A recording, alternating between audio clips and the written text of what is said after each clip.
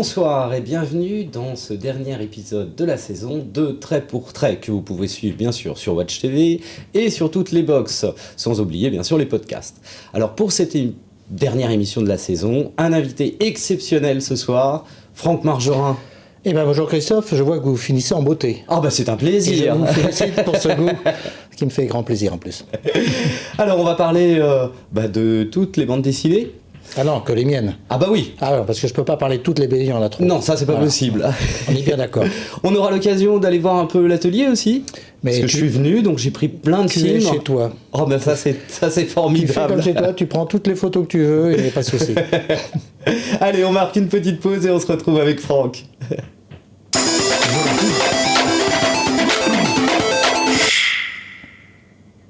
Alors Franck, dessinateur de BD, ça commence à faire un bail. Ouais, ça, je t'en prie, franchement, ça commence pas à être désagréable, ça fait que 42 ans. Ah bah oui, c'est 3 fois rien. 3 fois rien. C'est pas grand-chose. Alors vous démarrez aux arts appliqués ? J'ai fait des études aux arts appliqués, oui, j'ai fait ça. Pas du tout en bande dessinée d'ailleurs. Pas du tout, on n'apprenait pas la BD. Mais enfin voilà, c'était ça outré dans la rue. Donc non, ça m'a permis d'apprendre les bases, disons que c'était laqueur et dessinateur textile, hein, c'est ça? Alors oui, j'en suis sorti après 5 ans avec un dossier de laqueur, tu vois. Ouais. Donc, ça mène à tout. Et de dessinateur textile. Voilà, donc j'ai fait ni l'un ni l'autre. En fait, je suis tout de suite fait de la BD. Mais quand je suis sorti, j'avais ces 2 diplômes. J'étais gonflé à bloc et je me suis dit, maintenant, travaillons sur la BD. Alors la bande dessinée, ça démarre dans des magazines de charme au début? Oui, en fait, j'ai montré mon dossier un peu à droite à gauche. Et un jour, un type qui s'appelait Ludovic Brino, je dis qu'il s'appelait parce qu'il est décédé depuis, m'a donné ma chance. C'est mon premier boulot. Il m'a dit, écoute, si tu veux, je connais bien c'était Philippe Aki, je crois qu'il s'occupait de ça à l'époque.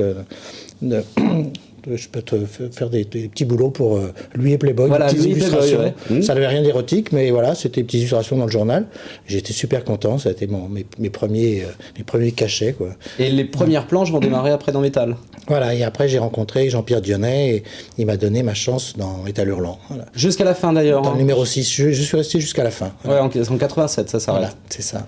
Et en 92 est remis le Grand Prix d'Angoulême. Ça, c'est une vraie reconnaissance. Oui, enfin, je pense que c'était une erreur au départ, mais en tout cas, alors vous illustrez en plus la 20e édition, puisque 93 c'est la 20e édition. C'était un beau millésime, c'était la 20e édition, et on a donné un prix spécial à Maurice, qui, te rends compte, Maurice n'avait pas eu le Grand Prix d'Angoulême, et je l'ai eu avant lui. C'est pour ça que je te dis que c'était une erreur, parce que franchement, Maurice ou même Uderzo n'avait pas eu non plus, et c'était vraiment, sans ces 2 personnages-là, sans ces 2 héros, je ne pouvais même pas imaginer de faire de la BD. Donc on a rattrapé cette erreur par la suite, mais voilà. Alors sur l'affiche, c'est vrai que quand on pense à Margerin, on pense aux motos, on pense à la bande à Lucien bien sûr, mais on pense au rock aussi, à la musique. Rock and roll.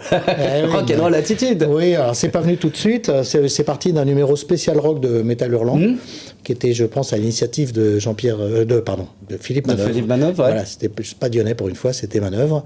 Et finalement, ça m'a bien rendu service, parce que pour l'occasion, j'ai créé Lucien et ses copains, et là j'ai eu un déclic, je me suis dit, mais c'est ça que je veux faire. Parce qu'avant, je faisais des histoires un peu fantastiques, et je repartais à chaque fois de zéro, puisque je voulais jamais prendre de héros. Je voulais toujours faire un truc Lucien différent. est venu un peu tardivement, Voilà, en fin de compte. donc Lucien est arrivé en 79, ça faisait déjà 3 ans que je faisais de la BD. Et là, il y a eu un déclic, j'ai raconté des histoires vécues, et je me dis, c'est ça que je veux faire. Parce que le rock'n'roll, il y avait du vrai vécu. Oui, avec Denis Twixt. Non, même bien Los avant, Crados. bien avant, voilà, du temps des arts appliqués. Denis Cyr et quelques copains avaient fondé un groupe qui s'appelait Los Crados. Et dans lequel je me suis immiscé, parce qu'en fait, à l'époque, j'avais un vieux combi Volkswagen, et il me faisait toujours appel, il faisait appel à moi pour aller chercher le matériel, louer les amplis à Pigalle et tout ça, c'était l'endroit où il y avait tous les matos. Et donc, à force de faire le roadie, je me suis un peu immiscé dans le groupe. Alors, quel instrument c'était à l'époque? Parce qu'après, c'est Denis Twixt. Bah oui, c'est le problème, c'est que je savais pas jouer de la musique, donc je tapais sur des trucs qui faisaient du bruit, je secouais des maracas. Ah voilà, on a quelques images, références des années 80. Alors, voilà, donc ça c'est le Denis Twixt, c'était un peu plus tard, c'était en 86. Et là, pareil, je faisais toujours du tambourin. Je me suis mis à la guitare après, en fait. Oui, parce que on va voir tout à l'heure des images de l'atelier, mais des guitares, il y en a. Je suis un virtuose, moi. suis un virtuose de guitare. Non. Alors il y a des pochettes d'albums aussi qui ont été faites. Je repense à Éthiopie, par exemple, ce disque qui avait super bien marché. Voilà, Renaud m'avait demandé de faire la pochette d'Éthiopie et il m'avait proposé un petit rough dessiné par lui, un crowbar assez pourri. mais bon, je ne nous écoute pas là. Je l'ai gardé précieusement. Si, il serait capable de nous écouter. Mais il est tout le temps dans la télé. Donc, mais je lui ai proposé de faire la bouteille plutôt dans le sable. Lui, il avait mis une bouteille à la mer. D'accord, voilà. Ouais. Et un SOS dans la mer quand on crève de faim, de soif dans le désert, c'était pas logique. Donc j'ai dit, mais on va la mettre dans une mer de sable, et c'est encore mieux parce que c'est encore plus violent, parce qu'on se dit que la bouteille va pas beaucoup bouger. Non, elle va pas beaucoup bouger, le SOS risque pas d'arriver. J'ai fait ça, et je me suis inspiré des dunes de Tintin, tout le monde aura reconnu, le crabe aux pinces d'or, et puis voilà, le lettrage Tintin aussi pour Éthiopie. Alors il y avait eu Bachung aussi. Alors pour Bachung, c'était Touche pas à mon pote. Voilà, c'était pour Touche pas à mon pote, et puis Nio Ferrer. Rock'n'Roll Cowboy. Oui, bon, je sais pas si tu l'as en photo, mais en non, tout cas, voilà. j'ai Bachung là. Ça. Oui, c'est pas de chance parce que Nio Ferrer, j'aimais bien, et en plus, ça m'a permis de le rencontrer. Oh, mais on aurait dû en discuter avant. Et devenir. Ah, mais on va tout recommencer. Alors, rentre chez moi. Voilà, et non, c'était vraiment sympa. Puis après, bien avant, j'ai fait Olivier Lorquin, c'est le premier en fait, pour qui j'ai fait les pochettes, qui est devenu maintenant le grand patron de la fondation Mayol, enfin le directeur du musée Mayol. Pour l'anecdote, voilà. Bon. D'accord. Alors, si on reprend Éthiopie, Touche pas à mon pote, il y avait un petit côté engagement là, qu'on retrouve pas souvent dans les bandes dessinées, de temps en temps, des petits clins d'œil. C'est subtil, oui, non, c'est vrai que c'est pas flagrant, mais j'ai été pendant longtemps, effectivement, le dessinateur un peu attitré des bonnes causes. J'ai été souvent sollicité par Greenpeace, SOS Racistes, tout ça. Alors, je disais que finalement, en 68, vous participez un peu, et puis ça vous dégoûte de la politique? 68 ? Oui. Ah non, ça m'a pas spécialement dégoûté. J'ai vu ça dans une interview. Disons que 68, j'avais 16 ans, tu vois. Alors tu imagines ma conscience politique à l'époque.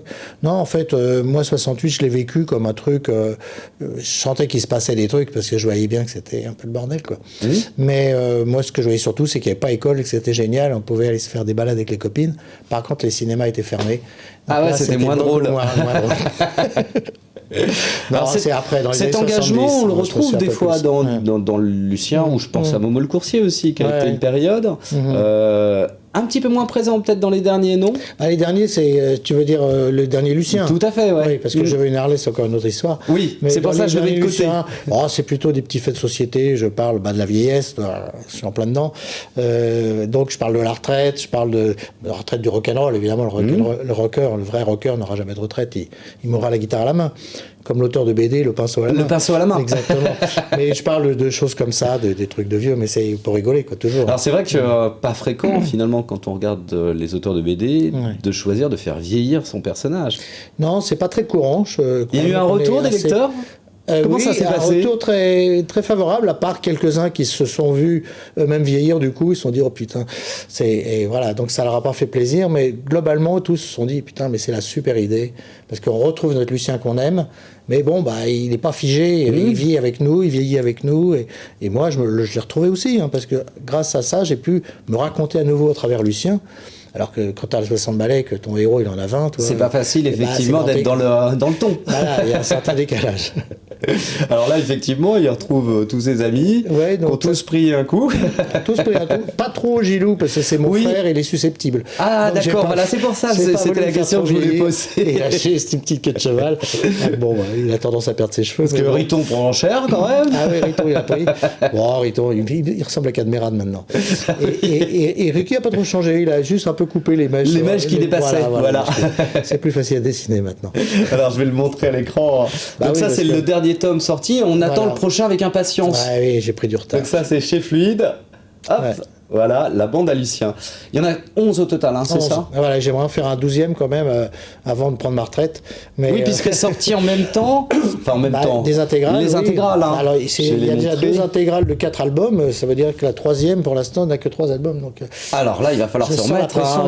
Je ne dis rien, mais. Non, mais je vais. Mais il me l'a dit, d'ailleurs. Bien ça, dès que je rentre chez moi, je m'y mets. Ah bon, alors ça va, il va être assuré. On va speeder un peu la fin de l'émission pour ne pas perdre trop de temps. Voilà. Alors, on parlait des causes, justement. Je propose qu'on fasse une toute petite transition et puis qu'on parle un petit peu de l'association Hippocampe. Voilà, oui, c'est une association un peu dont je m'occupe avec Mireille Malo. On fait une pause et puis on se retrouve. Allons-y, faisons la pause.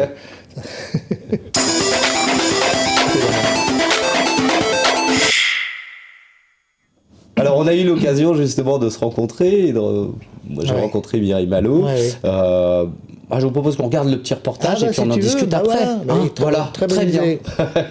Je suis en compagnie de plusieurs membres de l'association Hippocampe. Mireille Malo, bonjour. Bonjour. Franck Margerin, on vous connaît très bien dans le monde de la bande dessinée. Bonjour Christophe. Et Henri Bignalière. Bonjour, je représente le groupe Audience. Alors Mireille Malo, qu'est-ce donc que ce concours BD organisé par l'association Hippocampe ? Alors c'est un concours qui existe depuis 20 ans maintenant, qui est destiné aux enfants, adolescents et adultes en situation de handicap, et on leur demande de réaliser 2 planches de bande dessinée sur un thème chaque année. Alors combien de planches avez-vous reçues par exemple pour la dernière édition du concours ? 1900 planches, voilà. C'est ça. Et pour combien de participants ? 3700. Alors il y a plusieurs catégories, les gens reçoivent un hippocampe d'or, c'est ça ? Alors, les grands gagnants reçoivent un hippocampe d'or, sinon il y a différentes catégories en fonction des types de handicap et puis des âges. Et on fait également un concours individuel et collectif. Alors au départ, c'est Edmond Baudouin qui était à l'origine de la présidence du jury. Et maintenant, c'est Franck Margerin depuis 17 ans, c'est ça Franck ? Oui, ça fait déjà un petit moment que j'ai remplacé Edmond. Écoute, je m'en porte très bien, c'est à chaque fois un grand plaisir.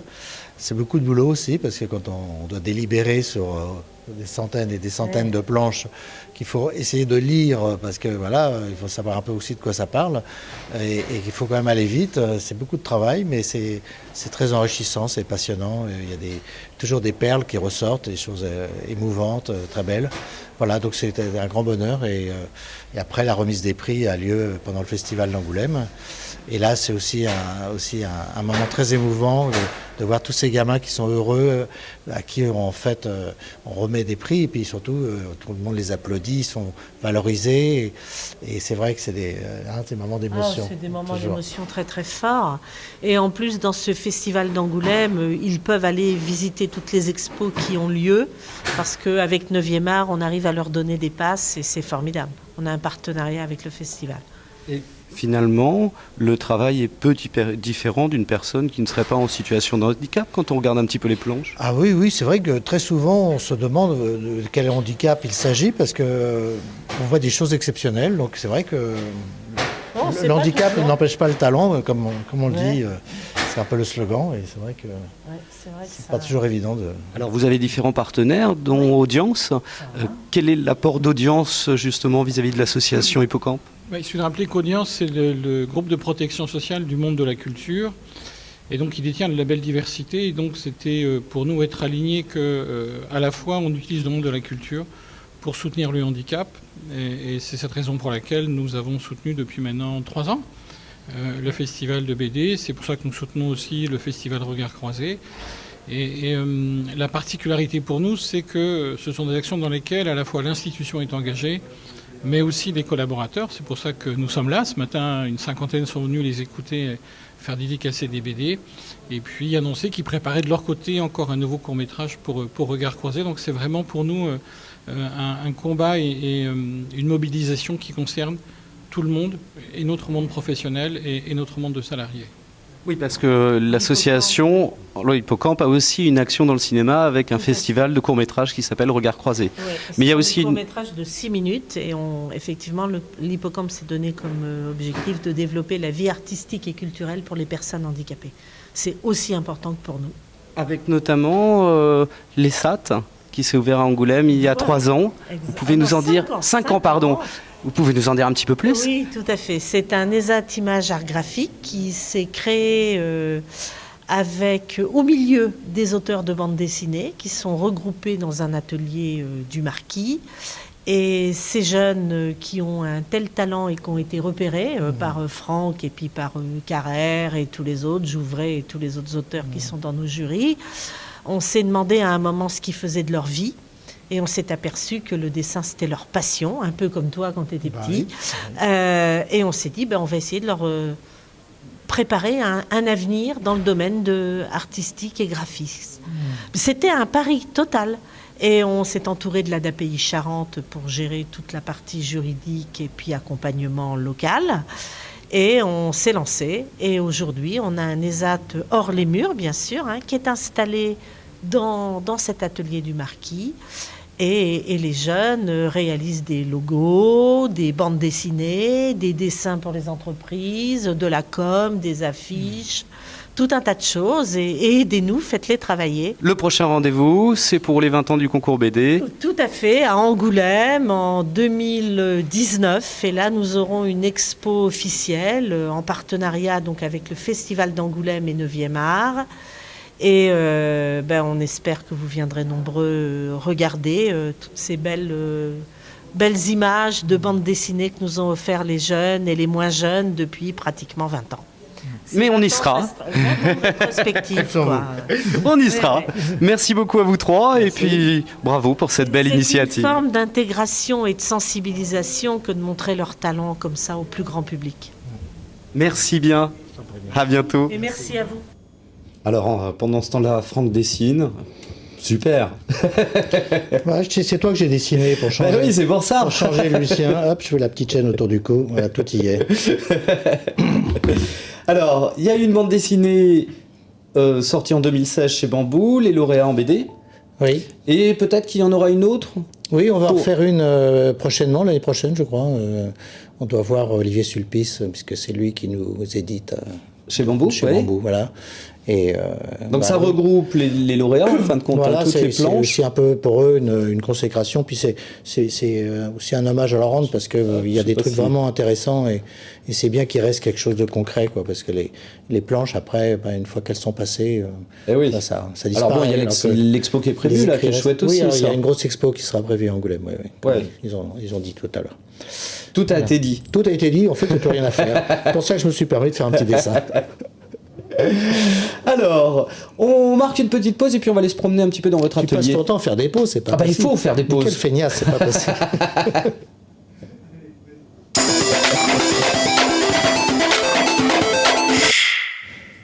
Alors, l'atelier de Franck Margerin, c'est quand même extraordinaire. Ouais. Et on ne sait plus où regarder, tellement il y a de choses. Oui, il y a pas mal de trucs, ouais. Grand collectionneur, en fait. Quand il faut faire la poussière, je me rends compte qu'il y a beaucoup de choses. Alors, collection de Flytops. Collection de collections, voilà, on va résumer comme ça, parce qu'il y en a tellement, mais effectivement, je collectionne beaucoup de choses. Et paradoxalement, je collectionne pas les bandes dessinées, toi. Oui, il y en a pas beaucoup, en fin de compte. J'en ai quelques centaines, mais si tu veux, c'est parce que c'est mon métier, les services de presse, et puis on m'en donne, mais je ne cherche pas à collectionner les BD. Est-ce que vous en lisez encore? Ah oui, j'en lis quand même, j'en lis. Ouais, j'en lis. Oui. Alors, je suis encore lecteur, mais j'en achète aussi de temps en temps, mais c'est vrai que bon, on ne peut pas tout faire non plus. Alors les guitares, bien sûr, il y a notamment celle qui a été faite avec Renaud, là, qui est superbe. Ouais, on la voit à l'écran, justement. Ah oui, mais c'est vrai, on la voit à l'écran, c'est formidable. Alors ça, c'est un luthier qui a eu cette idée-là. C'est un luthier qui fait des reproduits sur des guitares, des dessins, des photos, ce que tu lui donnes, en fait, c'est pas mal. Ouais. Et voilà, et quelqu'un a eu l'idée de faire un... En fait, c'est un dessin que j'avais fait pour une petite figurine. On voyait Lucien et Renaud sur scène. Qu'on voit au début je l'ai montré au début. Et donc, on l'a reproduit sur une guitare. Et puis, la personne qui a fait ça a dit « Oh, ça serait peut-être pas mal de faire une série limitée. » On l'a fait signer quelques-unes par le Renaud et par moi. Et voilà, ça fait... D'accord. Donc, c'est une série combien? Un petit collector. Je sais plus, une quinzaine... Une vingtaine peut-être. Ouais, ah ouais, super. Ouais, c'est un bel objet, ça. Ah, c'est ma retraite. Quand je la vends, je pars aux Antilles. Alors, on a vu plein d'hommages, là, qui sont accrochés dans la montée de l'escalier. Ah oui, alors ça, c'est génial. Oui, il y a quelques années. Quand j'ai eu le Grand Prix d'Angoulême, donc ça remonte pas à hier, les Humano, l'idée de demander aux auteurs, qui étaient chez eux, aux Humano, de faire un petit Lucien à leur manière. D'accord, interpréter Lucien. Et après, alors, il n'y avait pas que des auteurs des Humano, parce qu'il y a Franquin. Oui, alors ça, il y en a eu d'autres par la suite, mais les premiers, c'était ça à la base. J'ai eu comme ça une vingtaine d'auteurs qui m'ont fait un petit Lucien. Excuse-moi. Et puis après, j'ai trouvé que c'était super, et j'ai demandé à d'autres personnes, dont Franquin. J'ai eu la chance, après Angoulême, de déjeuner avec lui une fois, et c'est lui qui me l'a proposé, je ne lui ai pas demandé, mais il m'a fait un petit Gaston Lagaffe avec une banane. Ah ouais, super, avec une banane. Avec la banane. Exactement. Donc je l'ai mis dans ma collecte. Alors, les pistolets à eau, les Flytops, Les papiers à rouler, les papiers qui enveloppent les oranges. Mais ça, c'est gratuit, tu vois, t'en trouves partout sur les marchés. Et c'est très joli. Ah ouais, c'est vraiment tout objet. C'est joli, j'adore. Oui, en fait, j'aime quand il y a une image. Voilà, tu vois, c'est un peu comme les enfants sages on leur donne une image. Mais ça sert pas en doc. C'est vraiment de la déco. C'est de la déco, c'est le plaisir de les regarder. C'est dans des classeurs. J'ai des classeurs remplis de papier d'orange. Les gens vont me regarder bizarrement. Je les repasse parce qu'ils sont tout chiffonnés. Et puis voilà, je les classe et tout ça. Alors c'est vrai qu'il y a eu des dessins pour Malabar. Alors oui, il y a une époque, j'ai fait ça là, tout au début, c'était un peu alimentaire comme on dit, et donc j'ai fait comme ça pendant 1 an des bandes dessinées, et puis une série de petites vignettes pour les chewing-gums Malabar, et puis il y a eu un bouquin qui est sorti par Alain Lachartre sur toute l'histoire de Malabar. De Malabar, justement, voilà. Et du coup, maintenant, les gens me demandent des fois des Malabar, il faut signer ce recueil, justement, ils me le font signer, on me demande un Malabar. Bon, voilà, mais non, c'est vraiment... Il y a eu beaucoup d'objets publicitaires, enfin, il y a eu un moment où la publicité a fait beaucoup appel à vous. Est-ce que c'est toujours le cas, non? Pas du tout, c'est complètement sinistré. Ah ouais. Je lance un appel, d'ailleurs. Tous les publicistes qui m'écoutent. Non, c'est vrai que maintenant, malheureusement... on fait plus trop appel à la BD pour la pub. C'est comme ça. Oui. Ça reviendra peut-être, mais je serai mort. mais non. Immortel. Je m'accroche. Alors l'autre passion, c'est les motos. Eh oui, c'est mon scooter, ça. Ah ouais, celui-là. Alors tu parles de moto et tu montes mon scooter. Mais oui, c'est vrai que quand t'es passé... Non mais là, voilà. Ça, c'est la Flandria de Lucien que j'ai accrochée sur mon mur, elle est à 5 mètres au-dessus de ma tête. Et voilà. Mais... Alors quand je suis venu, il y en avait... Moi, je me rappelle être venu il y a quelques années où il y avait 2 ou 3, 4 motos. Oui, j'avais jusqu'à 4 motos chez moi, une BSA, une Triumph et tout ça. Et puis ça prenait d'abord un peu de place pour connaître, et puis ça sentait vraiment l'essence chez moi. Donc j'ai dit, maintenant que j'ai visité le garage, si on allait chez toi, je me suis dit, mais non, c'est là que j'habite. Puis les femmes n'aimaient pas trop être parfumées. À l'odeur de... Super semblant, ouais. Voilà, non, c'est vrai. Alors ça permet de faire une transition facile sur l'autre série en dehors de Lucien. Mais oui, formidable. Qui est Je veux une Harley. Exactement. Alors là, ça c'est le tome 4, mais le tome 5 est sorti l'an dernier. Exactement, voilà. Donc ça c'est issu d'une collaboration avec Marc Quadrado, le scénariste, qui cherchait un dessinateur, et Thierry Talot, qui était à l'époque rédacteur en chef de Fluide, nous a mis en contact. D'accord, Et on s'est dit, bon allez, c'est parti pour un one-shot. Et puis devant le succès, on s'est dit... Allez, on en refait un autre. Alors là, c'est édité chez Dargaud. Oui, en fait, on est passé chez Dargaud après, parce que Fluide était en vente. Enfin, c'était compliqué. Il y avait tout le groupe Flammarion qui était racheté par Gallimard. Et on nous avait fait croire que Gallimard allait se défaire de Fluide et qu'on allait se retrouver un peu en perdition. Donc... par sécurité, Marc Quadrado a dit on va faire les autres chez Dargaud. Et finalement, c'était une erreur. Ouais. C'est pas que je regrette, parce qu'on est très bien chez Dargaud, mais on aurait pu rester chez Fluide, en fait. D'accord, mais c'est le prochain Lucien chez Fluide. Voilà, donc Lucien reste chez Fluide et les Harley sont chez Dargaud. Chacun a sa place. Voilà. Pas d'Harley d'ailleurs dans les collections. Et j'en ai pas. Non, c'est trop cher. Je peux pas collectionner Harley, donc là, il faudrait vraiment que je péter de thunes. J'ai déjà du mal à payer mon crédit. Alors, je vous propose qu'on parle un petit peu de livres qui sont sortis parce que j'en ai reçu plein. C'est que de la daube. Ah bah voilà, c'est que Marjorin. Ah, oui. Non, alors qu'est-ce que t'as amené? Allez, chez Fluide. Nicolas, mes années les plus hardes, c'est trop drôle ça. Je peux pas dire du mal si c'est chez Fluide. Ça, c'est très bon parce que Nicolas a bossé justement dans une chaîne pour adultes. Et bang, alors là, putain, le bruit dans le retour. Écoute ça, alors je ne connais pas. C'est très très drôle ça. Ah oui, ça a l'air sympa. Chez Fluide, bien sûr, Edica. Bah oui, oui. J'adore. Ça, c'est formidable. Valeur sûre. Alors, chez Casterman, il y a une histoire de corsaire, de pirate. Libertalia, c'est le tome 2, on avait parlé du tome 1. Intéressant, de dessin super réaliste. Un esprit sain dans un corsaire. Voilà, tout à fait. Ouais, c'est bien. Ça, c'est les vacances, alors il faut lire de la BD, là, ça arrive, ça se rapproche. Ça me plaît bien, ça. Bonjour Tristesse. Oh. L'adaptation c'est l'adaptation du roman de Françoise Sagan. Ça, c'est paru chez Routzer. Je vois Frédéric BD, qu'est-ce qu'il a fait là-dedans? Je sais plus, je crois qu'il fait la préface. Oui, il doit faire la préface, il me semble. Voilà. D'accord. Il doit faire la préface. Ok. Donc il a un putain de bandeau. Bon, pour les vacances. Mais c'est pas mal. Le graphisme me plaît, en tout cas. C'est très bien. Eh ben, je te l'offre. Oh. Voilà, comme ça, tu pourras lire pendant les vacances. Toi, j'avais tendu la perche, je pensais pas que tu la prendrais. Alors, chez Rutsev, il y a aussi le dernier ZEP. s'intéresse à la communication avec les arbres. Mais j'en ai entendu parler, il est passé il n'y a pas longtemps. Ouais, qui est très très bien. Ah ouais. Et j'adore un peu écolo, justement. J'adore déjà le personnage de Zep, et je trouve ce mec est formidable parce qu'il est vraiment pété de thunes, il pourrait arrêter, partir, prendre sa retraite et tout ça, et il bosse comme un dingue et il fait des trucs magnifiques. Il a pas fait un petit hommage d'ailleurs d'un Titeuf avec une banane. Il a déjà la banane un peu. Oui, Titeuf. et puis moi j'ai fait aussi un Titeuf. Ouais, c'est moi qui ai fait un Titeuf avec. Enfin, on s'est fait des hommages mutuellement. Voilà. Mutuellement. Exactement. Chez Grand Angle, ça c'était très bien, la fille de l'exposition universelle, avec Manini au dessin. Ouais, un polar, ouais, c'est très chouette. Sympa, voilà, pendant l'expo universelle. J'adore l'exposition universelle. La petite fille, il y a des dons là, et c'est assez surprenant. J'aurais adoré la voir, cette expo. Quand ouais, mais les bon. photos, ah ouais, non, c'est remarquable. Non, c'est vraiment un délire. Ils sont tout rasés, les Ça, c'est chez Grand Angle aussi, les lumières de l'aérotrain. Alors ça, c'est un peu dur sur une bande de jeunes, là. Ouais, des trahisons, Oh, c'est très dur, mais c'est très bien, ça. Ouais, ça a l'air bien, Tiens, un petit coup aux éditions Routmook, la collection Mammouth. Ça, c'est pour les vacances, hein. Ah, sympa. Berthe. Ah ouais. Oh, ça, c'est super. Ça tient dans la poche, on peut l'emmener partout. On peut l'emmener partout sur la plage. Ça, c'est tranquille. D'ailleurs, tout ce que je vous cite, hein, vous allez voir un visuel, puisque la CBD a sorti ses 20 indispensables de l'été.